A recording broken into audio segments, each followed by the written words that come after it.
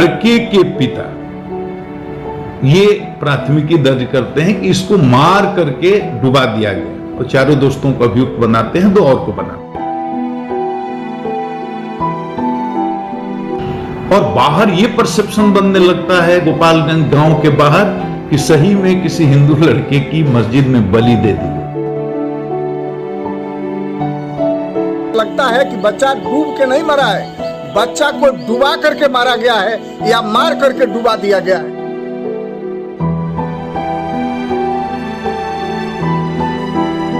कि थानेदार के रवैया की वजह से, उसके टॉर्चर करने की वजह से परिवार के लोग पलायन कर गए दूसरे प्रदेश में जाकर।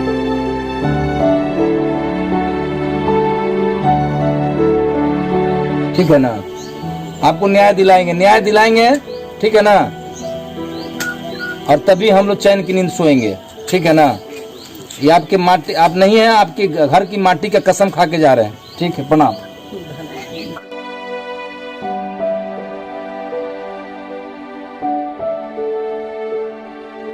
इस रोहित हत्याकांड में रोहित के परिवार को न सामाजिक स्तर पर, न प्रशासनिक स्तर पर, न राजनीतिक दलों के स्तर पर इस परिवार को न्याय मिला है और न इनके साथ कोई खड़ा होने के लिए तैयार है। तो जब इतनी दूरी किसी परिवार में कोई घटना घट जाए, किसी का बेटा मार दिया जाए और वह न्याय के लिए अगर थाना में जाए और थाने का थानेदार उसके साथ मारपीट करे और मारपीट करके भगा दे और उसके बाद भी यहाँ के लोगों में प्रतिकार करने की हिम्मत नहीं जुटे और यहाँ के जो नेता हैं जो मुर्दे के समान है, यहाँ का एमपी, एमएलए, एमएलसी चाहे जो भी हो, और कोई पूछने नहीं आया और उस दरोगा से ये पूछने नहीं आया कि तुम्हारी हिम्मत कैसे हुई कि उस पीड़ित परिवार के ऊपर तुम हाथ छोड़ा और उसकी पिटाई की और मजबूर किया तुमने कि घर छोड़ करके तुम दूसरे प्रदेश में जाकर के बस जाओ। मैं तो कहना चाहता हूँ डीजीपी को कि डीजीपी साहब अश्वनी तिवारी को बचाने के लिए आए थे, उसको मदद करने के लिए आए थे, वो भी इसमें शामिल हैं। इसलिए कि अगर वो आते तो गलत बयान उन्होंने दिया कि मैं उसके परिवार के लोगों से मिला, अगल बगल अड़ोस पड़ोस के लोगों से मिला। हम लोग आज इस गांव में आए हैं और परिवार के लोगों से मिलना चाह रहे हैं तो पता चल रहा है कि थानेदार के रवैया की वजह से, उसके टॉर्चर करने के वजह से परिवार के लोग पलायन कर गए, दूसरे प्रदेश में जाकर के बसे हुए हैं। क्या मैं मुख्यमंत्री जी से पूछना चाहता हूं, गृह सचिव से पूछना चाहता हूं, मैं प्रधानमंत्री जी से पूछना चाहता हूं, इस देश में रहने वाले लोगों को यही न्याय है, यही इसी तरह का न्याय मिलता है कि जिसका बेटा मार दिया जाए और वो गुहार लगाए थाने में न्याय के लिए तो उसको पीटा जाए, उसकी माँ को पीटा जाए, पिता को पीटा जाए और बाकी लोगों को कहा जाए सुरक्षा के नाम पर। जब वो कहे कि अपराधी धमकी देता है तो थानेदार कहता है कि हम कितना बचा पाएंगे, अगर तुमको डर लगता है तो हमसे तुम्हारी सुरक्षा नहीं होगी, तुम दूसरे प्रदेश में जाकर के दूसरे जगह अपना जान बचाने के लिए बस जाओ। यहाँ स्थानीय लोगों से बात करने के बाद और जिन लोगों ने जो हालात बताया है उस हिसाब से लगता है कि बच्चा डूब के नहीं मरा है, बच्चा को डुबा करके मारा गया है या मार करके डुबा दिया गया है। यही सही बात है। इसलिए कि एक माताजी ने कहा कि उसके हाथ में ब्रासलेट था, अगर बच्चा नहाने के वक्त डूबता है तो उसका ब्रासलेट उसके हाथ में होना चाहिए था, उसके हाथ में उंगलियों में अंगूठी थी, वो अंगूठी होना चाहिए था। और बच्चा अगर डूब के मरता है, नहाने गया है, तो किनारे पर उसका कपड़ा होना चाहिए था। उसका कपड़ा 1 किलोमीटर दूर जाकर के झाड़ी में मिलता है।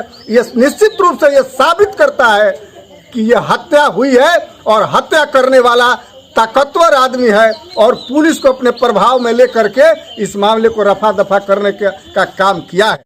हमने तो इस मैटर को, इस मैसेज को अपने जन अधिकार पार्टी के राष्ट्रीय अध्यक्ष आदरणीय पूर्व सांसद पप्पू यादव जी को ये मैसेज दिया है और उन्होंने भेजा है हम लोगों को।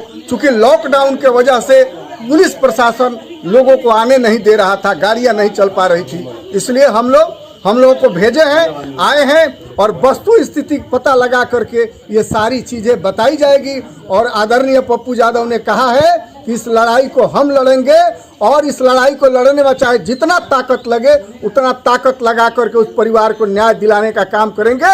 अगर कोई कहता है, धमकी देता है तो चिन्हित करो उस परिवार को और हम देखेंगे प्रशासन के स्तर पर नहीं होता है तो हम सामाजिक स्तर पर उसका घर घेर करके धरना पर बैठे। न्याय दिलाने के लिए हम लोग सड़क से लेकर सदन तक लड़ेंगे, कोर्ट से लड़ेंगे, कोर्ट तक लड़ेंगे।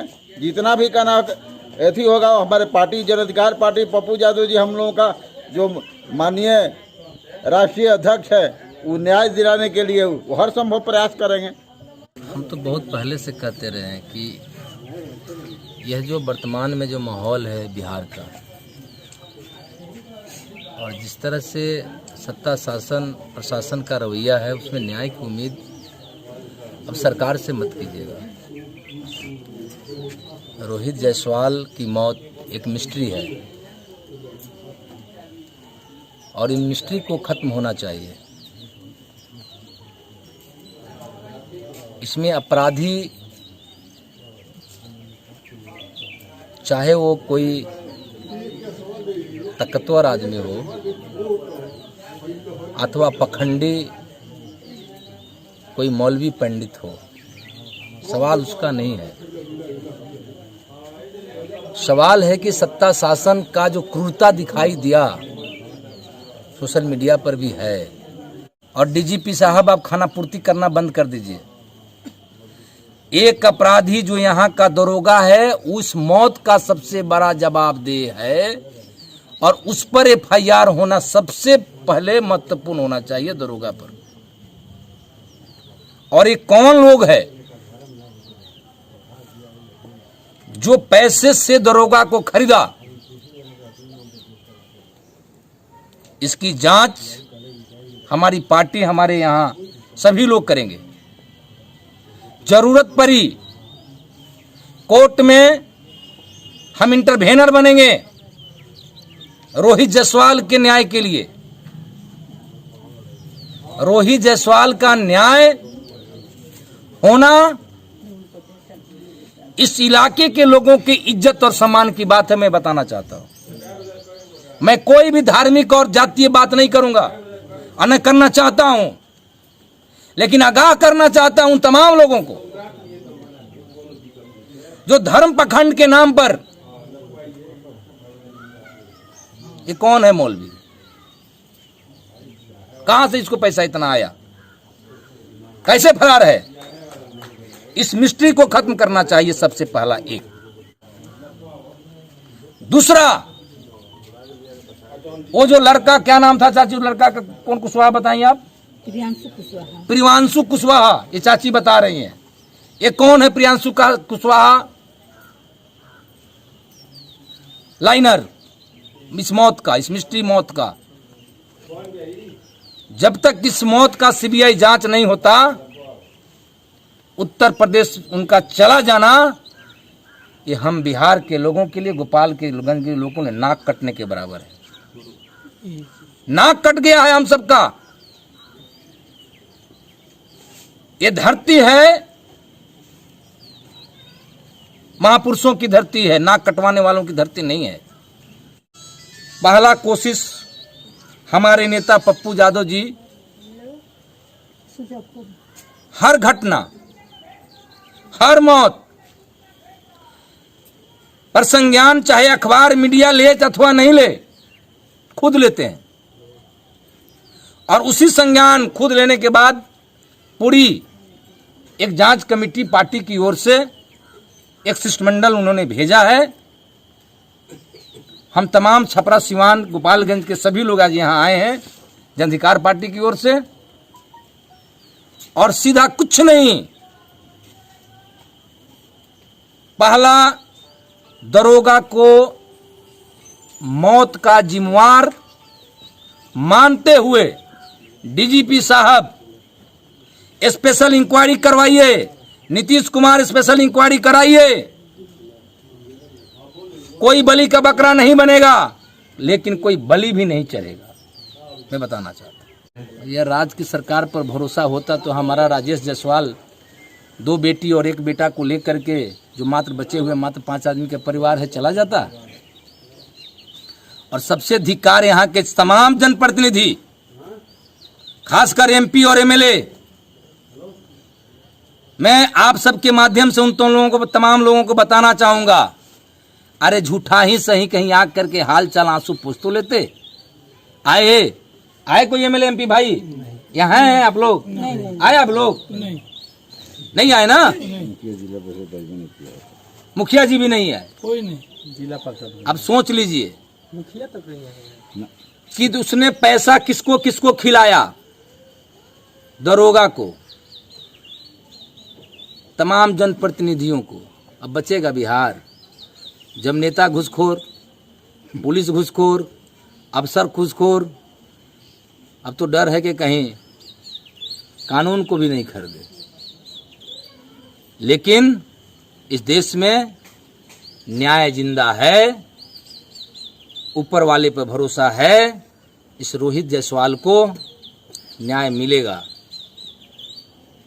यह इसकी जिम्मेवारी जन अधिकार पार्टी पप्पू यादव और मैं खुद व्यक्तिगत यहाँ के तमाम जो भी माता बहन और हमारे बुजुर्ग चाचा लोग हैं, सब लोगों के बीच ये विश्वास दिला करके जाना चाहता हूं कि जब तक उस बच्चे को न्याय नहीं मिलता है ना, और समाज में दोषी को दोषी कहने वाले व्यक्ति को आगे आकर के न्याय दिलाने के लिए उन दोषियों को जब तक वो काल कोठरी और फांसी तक नहीं पहुंचाया जाएगा, तब तक ये हम लोग अपना कोई भी शकून का काम नहीं करेंगे।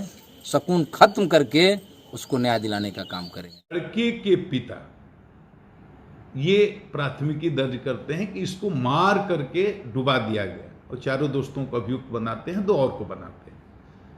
अब मार कर डुबा दिया गया या डूब करके मारा। लेकिन कहीं दिल्ली से बैठे बैठे कोई न्यूज चला देता है कि बालक की मस्जिद में बलि दे दी गई। अब इतना बड़ा हंगामा मचता और बाहर ये परसेप्शन बनने लगता है गोपालगंज गांव के बाहर कि सही में किसी हिंदू लड़के की मस्जिद में बलि दे दी गई। डीआईजी को भेजता हूं, एसपी को बोलता हूं, वो भी जाते हैं, खंडन करते हैं, प्रेस को बताते हैं कि सांप्रदायिक मामला नहीं है, लेकिन कोई असर नहीं होता। मुझे लगता है कि पूरा बिहार कहीं ऐसा न हो कि फसाद में फंस जाए, मजहबी नफरत की आग में झुलस न जाए, तो मुझे जाना पड़ता है। हर मर्डर केस में मैं थोड़े ही जाता, और मैंने वहां जा करके किस तरह से उस चीज को हैंडल किया। अगर मैं नहीं जाता और पूरे बिहार में ये आग लग जाती तो आज क्या हालत होती, इसका अंदाजा आप लगा सकते हैं। तो ऐसे विशेष मामलों पर मैं कोशिश करता हूं कि जनता को सच्चाई रख सकूं।